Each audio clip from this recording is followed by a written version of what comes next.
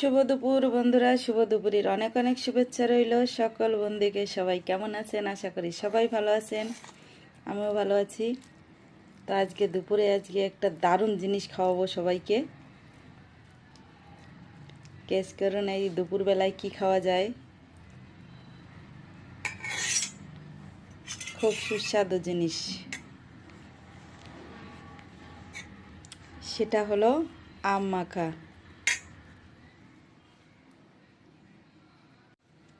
এই দেখুন, শিলে সরিষা বাটা, কাঁচা লঙ্কা বাটা আর আমটা কোচানো হয়েছিল কদুকস দিয়ে।